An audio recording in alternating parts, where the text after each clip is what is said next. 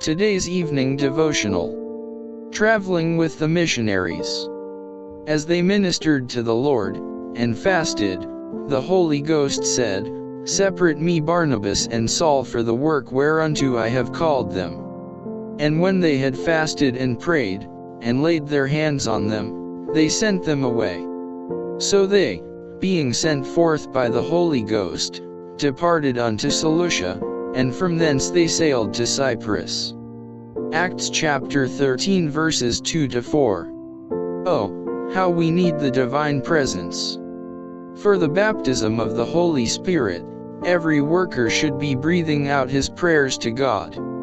Companies should be gathered together to call upon God for special help, for heavenly wisdom, that the people of God may know how to plan and devise and execute the work.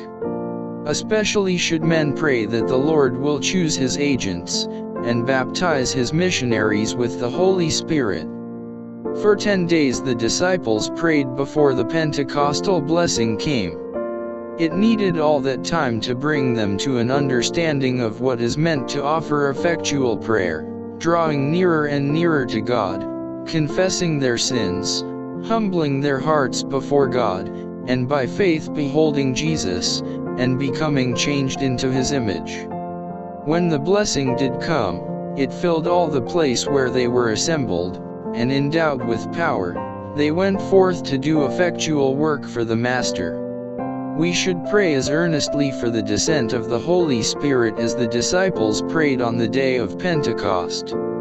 If they needed the Spirit at that time, we need it more today. Moral darkness, like a funeral pall, covers the earth. All manner of false doctrines, heresies, and satanic deceptions are misleading the minds of men.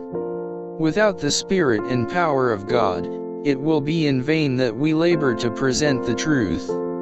We must have the Holy Spirit to sustain us in the conflict, for we wrestle not against flesh and blood, but against principalities, against powers, against the rulers of the darkness of this world, against spiritual wickedness in high places.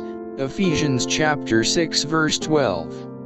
We cannot fall as long as we hope and trust in God.